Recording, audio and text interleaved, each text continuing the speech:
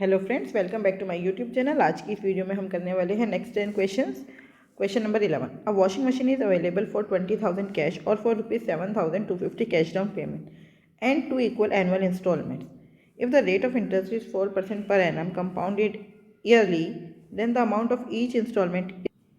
हमें यहाँ पे इंस्टॉलमेंट बतानी है कितने की है। तो एक बात आप समझिए, यहाँ पर हम मान लेते हैं इंस्टॉलमेंट जो है वो एक्स की है, तो आपने 2 बारी इंस्टॉलमेंट दी एक्स प्लस एक्स, लेकिन ये वाली इंस्टॉलमेंट आपने पहले साल के एंड में ही दे दी। अगर आप देते तो पूरा पैसा 2 साल बाद देते, तो ये जो आपने इंस्टॉलमेंट पहले साल के एंड में दी, तो इसके ऊपर आपको 1 साल का ब्याज मिलना चाहिए। अगर ये आप पैसा कहीं और इन्वेस्ट करते 1 साल के एंड में, तो आपको पूरा 1 साल का ब्याज मिलता है ना। देखो 2 ईयर है, एक फर्स्ट ईयर एक सेकेंड ईयर। आप सारा पैसा इस साल के एंड में जमा करते, लेकिन अभी आपने एक इंस्टॉलमेंट इस साल के एंड में दे दी, तो इसके ऊपर ये पूरे सेकेंड ईयर का ब्याज मिलेगा ना आपको। तो ये भी आपकी इंस्टॉलमेंट का ही पार्ट है, ये भी आपकी इंस्टॉलमेंट का ही पार्ट है। तो एक्स के ऊपर 1 साल का ब्याज 4/100। और टोटल आपको कितना पे करना है? 20,000 में से 7,250 तो आप पे कर चुके हो, तो कितना बचा? 12,750 और इस पर 2 साल का इंटरेस्ट। तो ये टोटल इतना अमाउंट हो गया। ये हो गया 2x plus x by 25 is equals to 12750। 4 1 4, 4 25 100, तो 26/25 इंटू में 26/25 सॉल्व कर लेते हैं। ये हो गया 25 टू द 50 और 151 x by 25 is equals to 12750/25 into 25 into 26 into 26। अब 25 से एक 25 कैंसिल, 25 1 25, 25 5 125, बचा कितना? 2, 25 1 25, 51 1 15, 51 10 510। तो आंसर आया 26 इंटू 26 इंटू 10। वो क्या है? 6760। 6760 is the right answer. Question number 12, LCM of 2 number is 35 times there HCF. इसका मतलब एलसीएम कितना हो गया? 35 HCF. The sum of LCM and HCF is 468। तो एलसीएम प्लस एचसीएफ, तो एचसीएफ प्लस 35 एचसीएफ कितना हो गया? 36 एचसीएफ बराबर है 368। तो 36 1 468, सॉरी 468, 36 1 36, बचा 10, तो ये हो गया 108। तो 36 3 108। एचसीएफ आ गया 13। तो एलसीएम कितना हो गया? LCM is equals to 35 into 13। The difference between the number is 26। अब नंबर्स क्या होंगे? नंबर होंगे 13A एंड 13B। और ए और बी कैसे नंबर होंगे? को प्राइम। ए और बी कैसे नंबर होंगे? को प्राइम। अब उन्होंने बोलेंगे इनके बीच का डिफरेंस जो है वो है 26। इसका मतलब ए और बी के बीच का गैप कितना है? 2 है ना। समझ आ रही है बात? अगर मैं 13A और 13B का एचसीएफ लूँगी तो वो क्या होगा? वो तो 13 ही है। इनका डिफरेंस लूँगी तो वो क्या हो जाएगा? 13A माइनस 13B, वो बराबर है 26 के। 13 कॉमन ले लो तो A माइनस बी बराबर हो गया 26। 13 1 13, 13 2 26। A माइनस बी बराबर हो गया 2 के। ये बात हमें समझ आ गई। और हमें ये पता है एलसीएम 35 इंटू 13 है। 13A और 13B का एलसीएम निकालोगे वो क्या होएगा? 13 इंटू A इंटू बी। और वो किसके बराबर है? 35 इंटू 13 के। 13 से 13 कैंसिल, A इंटू बी हो गया 35। अब आपको ऐसे 2 नंबर सोचने हैं जिनके बीच का गैप 2 हो और मल्टीप्लाई करके 35 आए, तो 7 और 5। इसका मतलब आपका एक नंबर हो गया 13 इंटू 7, दूसरा नंबर हो गया 13 इंटू 5। बस। If S is the sum of the numbers, इन दोनों नंबर्स का सम जो है वो है S, then the sum of the digit of S. तो ये 17 नहीं है, 7 है। तो ये हो गया 13 कॉमन ले लो, 7 प्लस 5 मतलब कि 13 12 13 12 कितना होता है? 156। तो इन सबको ऐड कर दो, 6 और 6 12। तो सम ऑफ द डिजिट इज 12, तो 12 is the right answer. Question number 13, the expression 0.37 बार, ये मतलब आपको पूरा सॉल्व करना है। तो आप इसमें एक बात समझिए, इसको हम कैसे सॉल्व करते हैं। कोई भी नंबर है, जैसे कि 0.9 पर बार है, अगर इसका मतलब क्या है? 9 पर बार मत लीजिए, मतलब जैसे कोई भी नंबर है अगर पूरे पे बार है 0.37 बार, इसका मतलब है 37 एज इट इज़ लिखना है और नीचे जितने पे बार है उतने 9, जितने पे बार है उतने 9। तो ये हो गया 37/99। 41 0.41 पर बार, 0.41 पर बार। तो इसमें क्या करना है आपको, 41 माइनस 4, 41 माइनस 4, इस पूरे में से जिस पे बार नहीं है वो माइनस कर देना है, अपॉन में जितने पे बार है उतने 9, जितनों पे बार नहीं है उतने 0, जितने पे बार है उतने 9, जितने पे बार नहीं है उतने 0। तो ये कितना हो गया 37/90। 0.41 पर बार क्या हो गया 37/90। अब 1.36 पर बार, इसको कैसे सॉल्व करेंगे, सेम वही मेथड। 136 में से जितने पे बार नहीं है, 1 पे बार नहीं है वो माइनस करेंगे, और नीचे पॉइंट के बाद आपको पॉइंट के बाद देखना है, 2 डिजिट हैं और दोनों पे बार है तो 99। तो ये हो गया 135/99। अब आपको ये सब फाइंड आउट करना आ गया। तो अब हमें ये क्वेश्चन समझ आ चुका है कैसे करना है। बस अब वैल्यूज़ लिख देते हैं सीधा। 0.37 पर बार मतलब 37/99 डिवाइड 0.41 पर बार क्या आया था हमारा 37/90। ऑफ का मतलब होता है मल्टीप्लाई, लेकिन ऑफ का मतलब होता है पहले ये सॉल्व होगा बाद में डिवाइड। तो 1.36 पर बार कितना आया था 135/99, राइट। अपॉन में 5 4 20 और 1 21/4 डिवाइड 3/7 ऑफ 1/2 का क्या मतलब है 3/14 है ना, माइनस 4 2 8 और 1 9/2। अब इसको सॉल्व कर लेते हैं। 37/99 इंटू में, अब ये पूरा ऊपर आएगा 90 इंटू 99 अपॉन में 37 इंटू में 135। 37 से 37 कैंसिल आउट हो गया, 99 से 99 अपॉन में 21/4 इंटू में 3/14 सॉरी 14/3 माइनस 9/2। तो 3 7 21, 2 2 4, 2 7 14, 49 माइनस 9 कितना हो गया 40/2। तो अब हमारा क्या बन रहा है, ये हमारा बन रहा है 90 अपॉन में 135 अपॉन में 40/2। कर दो इसको सॉल्व। 90/135 इंटू में 2/40, 0 से 0 कैंसिल, 9 1 9, 9 5 45। तो यह आ गया आपका 2 अपॉन में 2 1 2, 2 2 4। तो ये आंसर आया आपका 1/30, 1/30। और अगर हम देखें तो ये हो गया 1/10 इंटू में 1/3। 1/3 कितना होता है भाई, 1/3 होता है आपका 0.3 पर बार। अब एक पॉइंट नीचे 10 है तो ऐसे हो जाएगा 0.03 पर बार, बस 0.03 पर बार। This is the right answer. Question number 14. The area of a triangular field whose sides are 95 meter, 168 meter and 193 meter is equals to the area of a rectangular park with sides in the ratio 21:19. The perimeter of the park is, हमें देखो क्या बताना है, ये एक triangular field मतलब त्रिभुजाकार खेत है जिसकी साइड से 95, 168 और 193, और इसका एरिया, और एक ये आयताकार पार्क जिसकी साइड्स का रेशो है 21:19। तो साइड्स हम ले लेते हैं 21x और 19x, ठीक है। उसके बराबर उन दोनों का एरिया बराबर है। The perimeter of the park is, अब आपको पेरीमीटर बताना है। अच्छा 21 और 19, देखो पेरीमीटर क्या होगा 2 into length plus breadth, 21x plus 19x। तो ये कितना हो गया 2 इंटू में 40x। तो आंसर आया 80x। तो आपका जो आंसर है ना वो 80 का मल्टीपल ही होगा। आंसर जो है वो 80 का मल्टीपल ही होगा। x की कोई वैल्यू होगी तो इसमें से 80 का मल्टीपल कौन सा है, सिर्फ यही आंसर हो सकता है और कोई हो ही नहीं सकता। चेक भी कर लें, यही आंसर है। लेकिन फिर भी अगर आपको सॉल्यूशन देखना चाहें तो आप देख सकते हैं। देखिए ध्यान से सॉल्यूशन क्या होगा। ये एक राइट एंगल ट्राइंगल है, क्यों, क्योंकि 193 का स्क्वायर बराबर होता है 168 का स्क्वायर प्लस 95 का स्क्वायर। और मुझे कैसे पता चला, देखो मैं आपको स्क्वायर निकालने एक अलग सी वीडियो में भी सिखाऊंगी। अभी जितना बता रही हूँ उतना ध्यान से सुनो।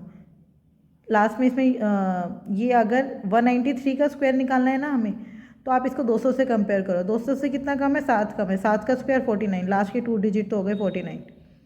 उसके बाद 200 से कितना कम था, 7, 193 से 7 और माइनस कर दो, 193 से 7 और माइनस कर दो, कितना बचा 186।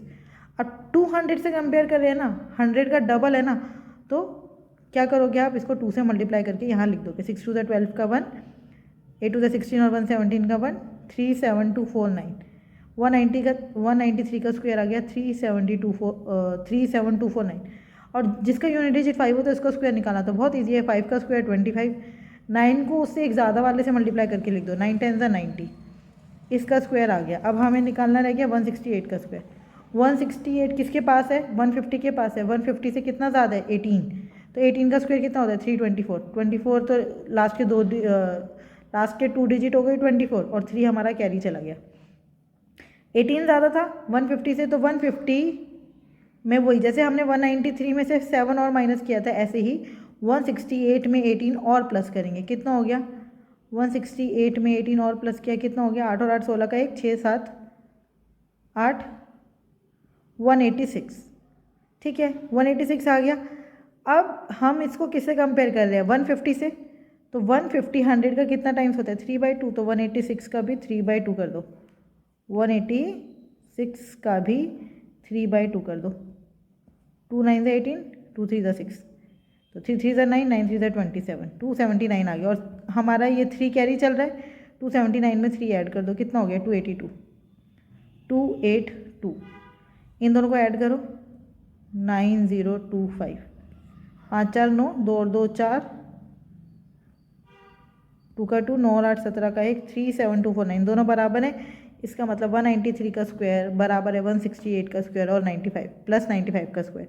इसका मतलब ये एक राइट एंगल ट्राइंगल है, ये एक राइट एंगल ट्राइंगल है। अब अगर ये राइट एंगल ट्राइंगल है तो इस ट्राइंगल का एरिया कितना होगा, half into base into height, ये एरिया बराबर है इसके एरिया के। तो एरिया क्या होता है रेक्टेंगल का, लेंथ इंटू ब्रेड्थ, 2 8 ज़ा 16, 2 4 ज़ा 8, 21 4 ज़ा 84, 19 5 ज़ा 95। तो आपका आ गया एक्स स्क्वायर बराबर 20, तो एक्स की वैल्यू आ गई 2√5। जब आपके एक्स की वैल्यू आ गई तो यहाँ पे पुट कर दो, 80 इंटू में 2√5, 160√5। तो आप इतना बड़ा हमें करने की बिल्कुल ज़रूरत नहीं थी, क्यों, क्योंकि आपको पता है आपका जो आंसर है वो 80 का मल्टीपल आएगा। इसमें से सिर्फ एक ही मेरे को 80 का मल्टीपल दिख रहा था, वो था 160√5। Question number 15. A and B together can do a 3/5 part of a certain work in 27 days. देखो A और B किसी काम का 3/5 पार्ट, 3/5 पार्ट कितने दिनों में करते हैं, 27। तो पूरा एक पार्ट मतलब पूरा काम 27 इंटू 5/3, 3 9 ज़ा 27, 45 डेज में A और B किसी काम को कर सकते हैं 45 डेज में। They work together for 10 days and then C joins them. All the three complete the remaining work in 14 days. अब तीनों ने मिलके बाकी बचा काम कितने दिनों में पूरा कर दिया, 14 दिनों में। देखो आप ये मान के चलोगे A एक दिन में A यूनिट काम कर रहा है, B एक दिन में B यूनिट काम कर रहा है, तो टोटल काम कितना हो गया 45 A प्लस B, इतना काम हो गया ना। 45 दिन तक A और B दोनों काम करेंगे। अब 10 दिन तक दोनों ने काम किया तो कितना काम हो गया, 10 A प्लस B काम हो गया 10 दिन तक जब काम किया। तो अब रिमेनिंग काम कितना है, 35 A प्लस B। समझ आ रहा है। अब ये जो 35 A प्लस B काम है वो तीनों ने मिलकर 14 दिन में पूरा कर दिया। A plus B plus C ने मिलकर 14 दिन में पूरा कर दिया। 7 5 ज़ा 35, 7 2 ज़ा 40। तो इसका मतलब 5A plus 5B is equals to 2A plus 2B plus 2C। तो अभी आगे देखते हैं क्या दिया। The work done by B in 5 days is equals to the work done by C in 2 days. 5 दिनों में B ने कितना काम किया, 5 भी काम किया, और C ने 2 दिनों में कितना काम किया, 2C काम किया। इसका मतलब C की जगह मैं 5B/2 लिख सकती हूँ, पुट कर दो यहाँ पे C की जगह पे 5B/2, तो ये हो गया 5A plus 5B is equals to 2A plus 2B into में 2 इंटू इंटू नहीं प्लस 2 इंटू में 5/2b, 2 से 2 कट गया, 5b से 5b कट गया, है ना। अब ये प्लस में सिर्फ 5b बचा था, ये हो गया 3a बराबर है 2b, a/b बराबर है 2/3। मतलब अगर a जो है वो 2 यूनिट काम कर रहे हैं एक दिन में, तो b कितना कर रहे हैं 3 यूनिट। तो हमारा टोटल काम कितना था 45a प्लस b, टोटल काम कितना था 45a प्लस b, 2 + 3, ठीक है। तो उन्होंने पूछा A can complete the 8/15 part of the work, इसका 8/15 का 8/15 काम करना है, और ए को करना है, ए कितना कर रहा है एक दिन में 2 यूनिट, 2 से डिवाइड कर दो, है ना। बस ये हो गया 45 इंटू में 5 इंटू में 8/2 इंटू 15, 15 3 = 45, 2 4 = 8, तो 5 3 = 15, 15 4 = 60, 60 days is the right answer, 60 days is the right answer. Question number 16, देखो क्या कह रहे हैं 16 में, by selling an article at 23/32 of it selling price. देखो अगर सेलिंग प्राइस 32 रुपये का था, अगर आपका एसपी 32 का था, तो हमने बेच कितने में दिया 23 रुपये में। There is a loss of 8%, 8% का लॉस हो गया। लॉस किस पे होता है सीपी पर, इसका मतलब सीपी का 92% बराबर है 23, तो सीपी बराबर है 23 इंटू में 100/92, 23 4 = 92, 4 25 = 100, मतलब सीपी कितना है 25। If it is sold at the actual selling price and the profit percentage is, अगर एक्चुअल सेलिंग प्राइस मतलब 32 रुपये में ही बेचा जाता, तो ओरिजिनल सीपी कितना होगा, ओरिजिनल प्रॉफिट परसेंटेज कितना होगा। 25 सीपी है, 32 में बेच रहे हैं, 7 का प्रॉफिट कितने पर 25 पर, इंटू में 100%, 25 4 = 100, 7 4 = 28%, 28% is the right answer. Question number 17. Pipe A and B can fill a tank in 10 hours and 15 hours respectively. A और B 10 घंटे में और 15 घंटे में पानी भर सकते हैं। Pipe C is an empty pipe. C जो है वो खाली करे, इसलिए उसके आगे हमने लगा दिया minus. When all the 3 pipes are opened together for 5 hours, then 7/12 part of the remaining of the tank remains unfilled. 7/12 part जो है वो अनफिल्ड रह जाता है। तो भरा कितना है 5/12, 5/12 पार्ट भरने में लगे 5 घंटे। पूरा टैंक भरने में कितने लगेंगे 5 इंटू में 12/5, है ना। 5 से 5 कट गया, 12 घंटे लगेंगे। तो A + B - C कितनी देर में भरेगा 12 घंटे में। टोटल हमने मान लिया टैंक में 60 लीटर पानी आता है। जो A है वो 6 लीटर पानी भरेगा 1 घंटे में, B जो है वो 4 लीटर पानी भरेगा 1 घंटे में, और A + B - C कितना है 5 लीटर पानी भरेगा 1 घंटे में। तो C क्या कर रहा है 1 घंटे में कितना पानी निकाल रहा है। देखो A + B + C जो है वो 5 है ना। A + B + C 5 है, और A + B कितना है 10, तो इसका मतलब C जो है वो 1 घंटे में 5 लीटर पानी निकाल दे रहा है। In how many hours can pipe A and C together fill 5/8 part of the tank?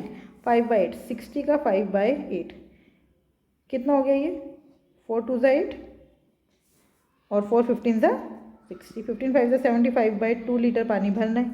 और A और C मिलकर कितना काम कर रहे हैं 1 घंटे में। ये A है, ये C है, 6 घटा 5 1, इसको 1 से भाग कर दो, आंसर वही आया 75/2, मतलब कि 37.5, 37.5 is the right answer. Question number 18. The total surface area of a solid cylinder is 4620 cm² and its curved surface area is 40% of the total surface area. The volume of the cylinder. देखो curved surface area अगर 40% है, तो curved surface area छोड़कर क्या बचा, दोनों ऊपर और नीचे का सरफेस, तो वो कितना हो गया 60% ऑफ 4620 इज इक्वल्स टू, ऊपर भी सर्कल होता है नीचे भी सर्कल होता है, तो 2 × πr², 2 × πr² यही बचा। तो 60% की जगह अगर मैं 30% कर दूँ, मतलब इसको काट दूँ 30%, 3/10 इंटू में 4620 is equals to 22/7 into r², 0 से 0 कट गया, 22 1 = 22, 22 2 = 44 बचा 2, 21 22 1 = 22, फिर आर स्क्वायर बराबर है 7 3 21 का स्क्वायर है ना, 2 बार ही 21 हो गया, तो आर रेडियस आ गई आपकी 21। अब देखो कर्व सरफेस एरिया कितना है 40%, 40% मतलब 4/10 ऑफ 4620 बराबर है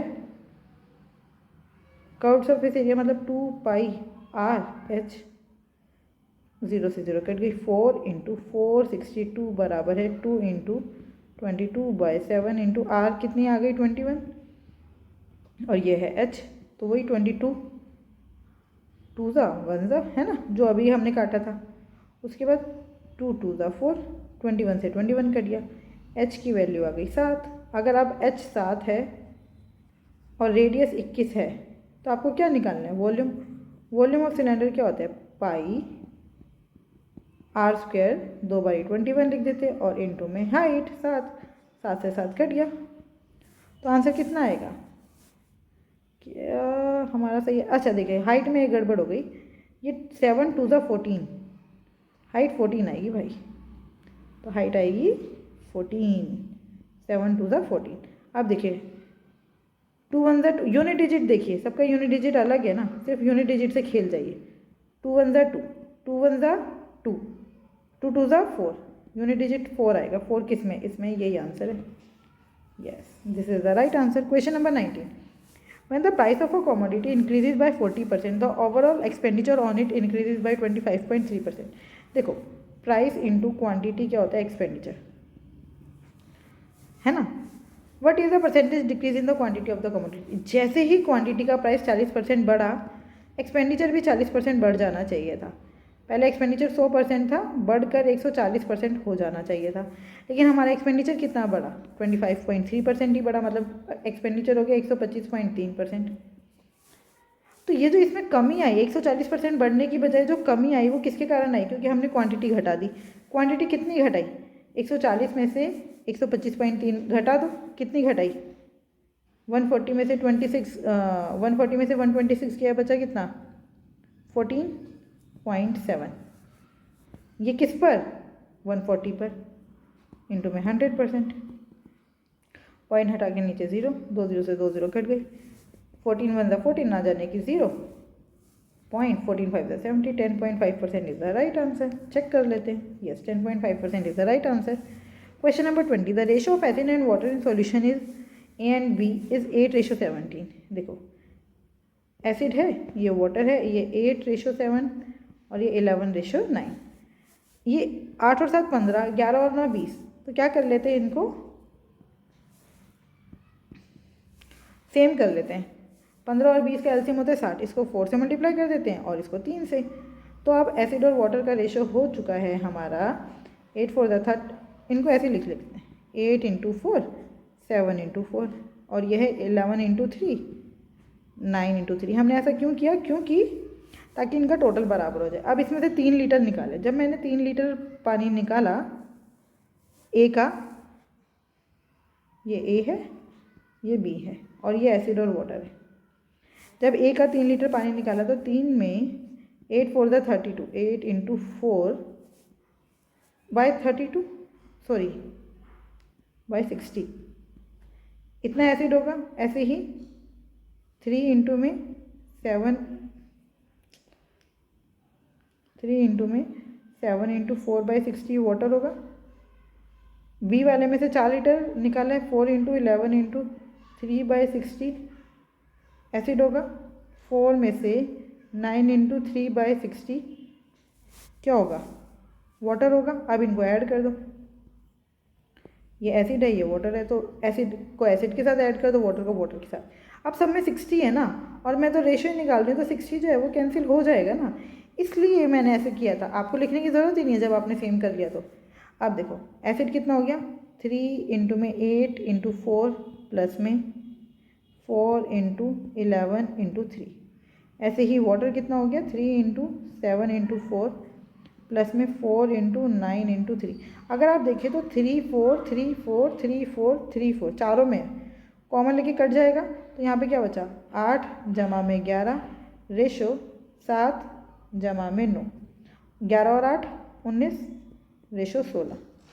19:16 है, तो हमें क्या निकालना है, what is the quantity of acid, acid कितना है 19/35, 19/35।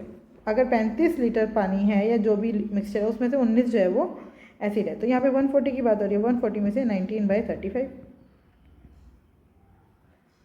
35 4 द 140, 19 4 द 72, बस 72 is the right answer. 19 4 the sorry 76 होता है भाई, 19 4 the 76, 76 is the right answer. I hope आपको ये बहुत अच्छे से समझ आया होगा। फिर भी अगर कोई डाउट है तो आप मुझसे जुड़ सकते हैं @maths PS1 पर। Thank you, keep learning, keep practising.